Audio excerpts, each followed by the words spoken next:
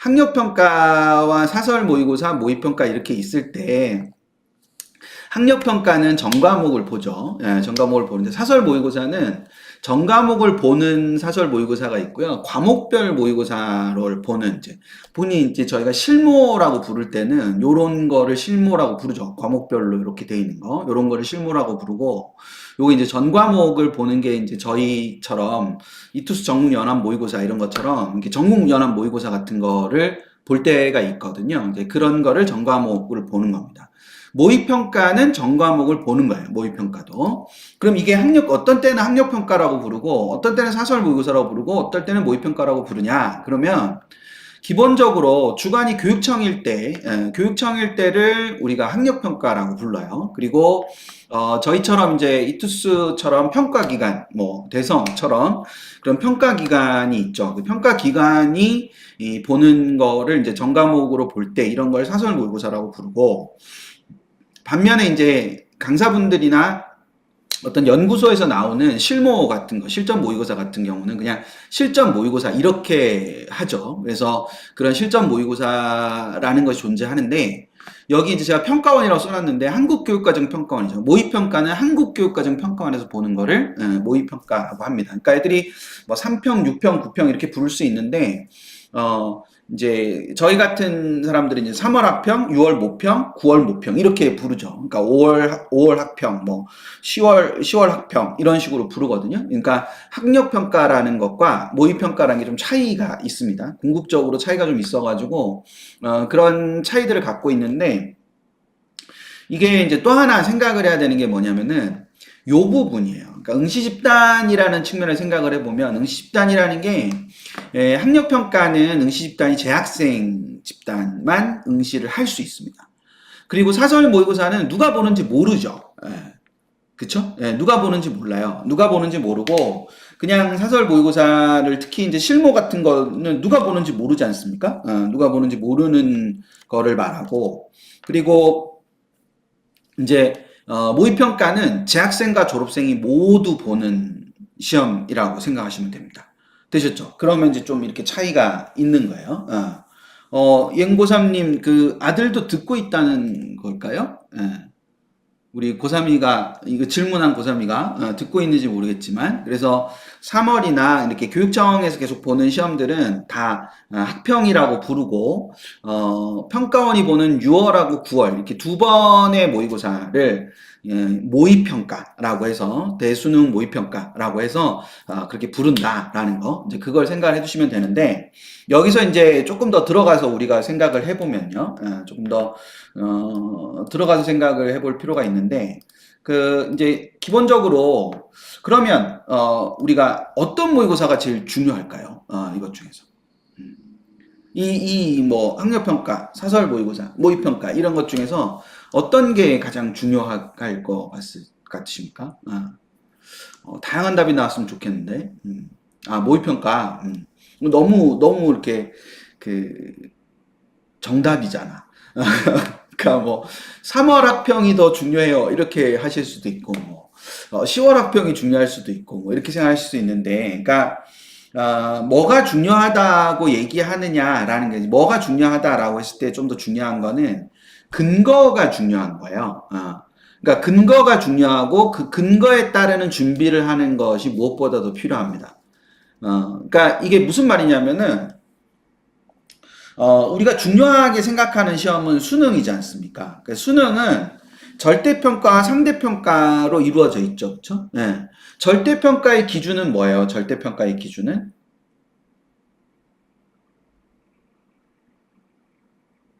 어떠세요? 네. 절대평가의 기준은 뭡니까? 절대평가의 기준은? 그쵸? 절대평가의 기준은 원점수예요. 근데 상대평가의 기준은 뭐죠? 위치입니다. 위치. 상대평가의 기준은 위치. 그러니까 절대평가는 원점수지만 상대평가는 위치예요. 그러니까 우리가 이제 그냥 우리끼리라도 그러니까 제가 되게 강조하는 것 중에 하나가 생기부 말고 학생부라는 걸 되게 강조하잖아요. 아시죠? 그거는? 그 참 말을 바꾸기가 되게 어렵습니다. 그래서 여전히 이제 계속 입금을 같이 하시지만 여전히 이제 생기부라고 부르시는 분들이 많은데, 뭐, 그분들이 막 그래야 될 필요는 없고, 어쨌거나 저라도, 생기부 대신 학생부라는 말을 쓰자. 이렇게 운동을 하고 있는 것처럼, 이게 점수는 원점수도 있고, 표준점수도 있고, 백분위 점수도 있고, 등급점수도 있잖아요. 그러니까 점수가 아니라, 네, 원점수인 거죠. 원점수. 그리고 원점수. 그리고 원점수. 근데 상대평가인 거는 위치인 거예요. 위치. 그럼 그 위치라는 거는 뭐가 중요하냐? 위치라는 거는. 위치는 내가 어떤 집단 안에 속해 있느냐에 따라서 위치가 동일해요? 위치가 달라져요? 네. 오늘 오랜만에 그 캡처 이미지가 별로 없고 이런 글자가 많아요. 글자가 많은데 이렇게 들으시면서 자꾸 이렇게 이렇게 되뇌이셔야 됩니다. 다르죠. 그쵸? 그러니까 어느 집단에 있느냐에 따라서 다르잖아요. 그러니까 그게 뭐냐면 응시 집단의 규모와 질이 굉장히 중요한 거예요. 그러니까 응시 집단의 규모와 질이 중요한 겁니다. 그러니까 저는 아까 제가 어느 모의고사가 제일 중요하냐라고 얘기했을 때 많은 분들이 모의평가라고 말씀하셨잖아요. 근데 그 모의평가가 중요하다는 것이 왜 중요하냐, 그 근거가 중요하다는 말씀을 드리는 거예요. 모의평가가 중요한 거는 그것이 수능이라는 것이 갖고 있는 이 재학생과 졸업생이라는 응시 집단에 가장 가까운 게 두 번의 모의평가이기 때문에 이 두 번의 모의평가가 바로 이런 규모와 질이 그래도 수능과 가장 유사할 가능성이 있기 때문에, 그러니까 유사하다기보다는 가까울 가능성이 높기 때문에 모의평가를 더 중요하게 생각한다. 결론은 똑같지만 그 결론으로 가는 과정에 대해서 어떻게 인지하고 계시느냐라는 부분이 결과적으로 나중에 가서 뭔가 많은 걸 바꿀 수 있습니다. 네, 뭔가 많은 걸 바꿀 수 있으니까 그걸 이해를 하실 필요가 있어요.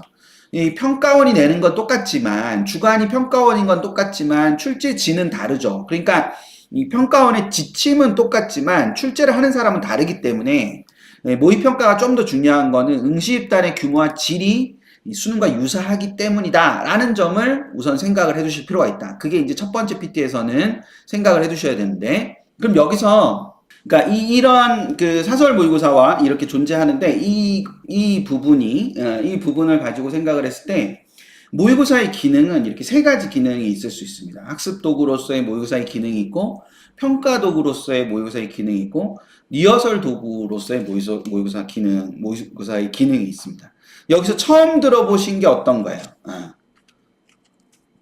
이렇게 분류하는 걸 처음 듣나? 모의고사를 학습 도구로 활용할 수도 있고요. 그리고 평가 도구로 활용할 수도 있고, 그리고 리허설 도구로 활용할 수도 있어요. 이렇게 세 가지로 활용할 수도 있는데, 이 세 가지 중에서 좀 낯설다, 저런 말은 좀 낯설다, 아니면 이 세 개가 모두 낯설다, 뭐 다양하게 있으실 수 있죠. 그러니까 이 세 가지가 있는데, 우선 학습 도구라는 거는 기존에 존재하던 그 학습의 내용을 점검하고 이후의 학습 방향을 설정하는 도구로서 모의고사를 활용해야 된다. 그러니까 기능이니까 활용하는 거잖아요. 그러니까 모의고사를 학습 도구로 활용한다는 거는 학습 내용을 점검하고 그리고 이후의 학습 방향을 설정하는 도구로 쓴다, 이런 걸 말하는 거예요. 그리고 평가 도구는 위치를 파악하는 도구로 쓰는 거예요. 위치를 파악하는 도구. 그리고 리허설 도구라는 건 어떤 거냐면 자신의 시험 운용을 점검하고 상황별 대처를 하는 걸 말합니다. 되셨죠? 이런 걸 말해요. 근데 그러니까 다시 말씀드리면 학습 도구는 학습 내용을 점검하고 이후의 학습 방향을 설정하기 위해서 모의고사를 활용하는 거고요.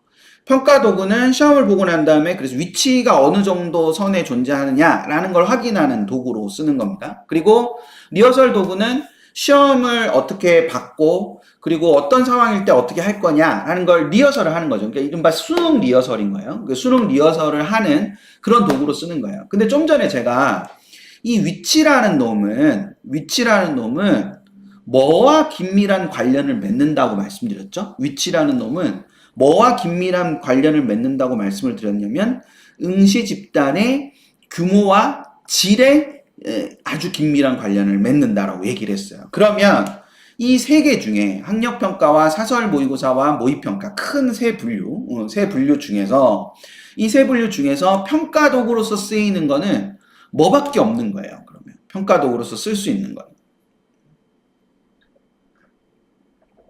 그렇죠. 평가 도구로 쓸 수 있는 거는 모의평가밖에 없는 거예요. 그러니까 3월 학평을 보고 위치가 나올 거잖아요. 그쵸? 위치가 나오는데 그 위치를 무시하시라는 뜻이 아니고, 오해하지 마세요. 무시하시라는 뜻이 아니고, 그 위치에 매몰되지 않아야 된다는 거예요. 3월 학력평가를 보고 나서 그 위치에 매몰되지 않아야 된다.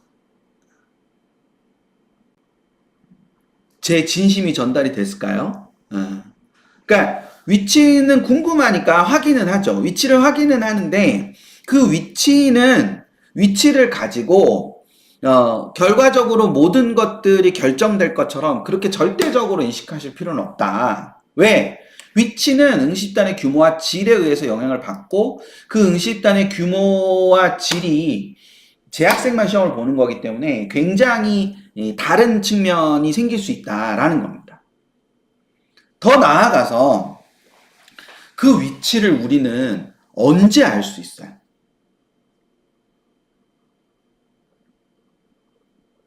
어떠세요? 그 위치를. 그러니까 우리 아이가 3월 학평을 보고 나서 위치를 언제 알 수 있죠? 네.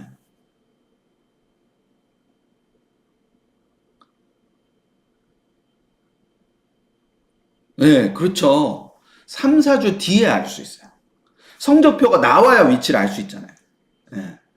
그러니까 3, 4주 뒤에 성적표가 나와야 알 수 있는 거니까. 그러면 그 3, 4주 동안에 그 3, 4주 동안 아무것도 안 하고 있어요?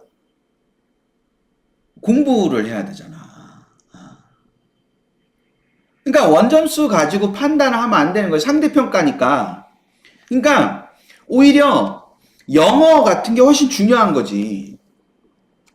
영어는 절대평가니까 바로 나오잖아요.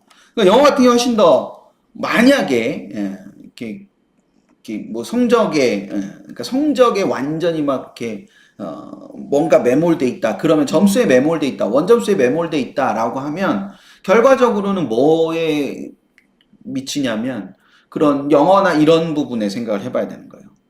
자, 모의고사 3개가 있다 그랬잖아요. 모의고사의 기능이 3가지가 있다 그랬잖아요. 학습도구, 평가도구, 리허설도구. 이렇게 3개가 있어요. 3개.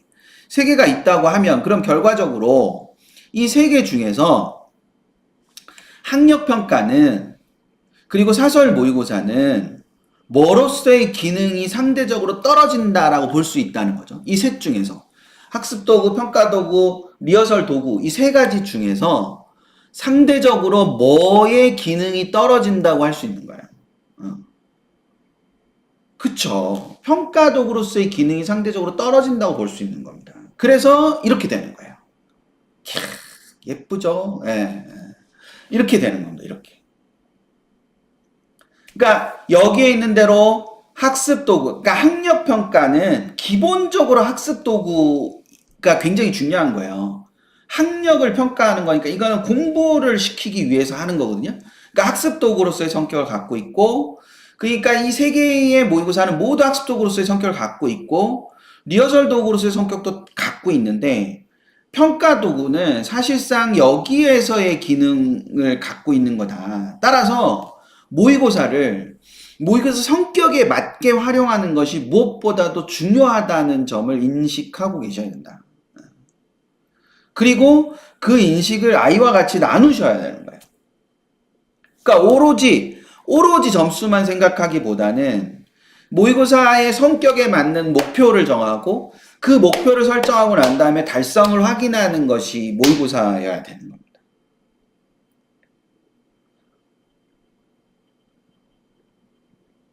자, 다시요. 그러니까 모의고사의 성격에 맞는 목표를 설정하고 그 목표의 달성을 확인하는 것이 모의고사를 보는 것이어야 된다. 아이들은 점수에 매몰되고 시험 결과에 따라서 잘 봤다 못 봤다 이런 얘기를 할 수 있어도 우리 학부모님들께서 오히려 더 대범하게 아니야. 이번 시험에서 이런 걸 하기로 했으니까 잘했어. 이런 거 다 했으니까 잘했어. 이렇게 갈 수 있어야 된다는 거예요. 그래서 목표를 설정하고 그 달성을 확인하는 것이 무엇보다도 중요하다는 인식을 갖고 계셨으면 좋겠어요. 되셨죠? 이게 오늘의 핵심입니다.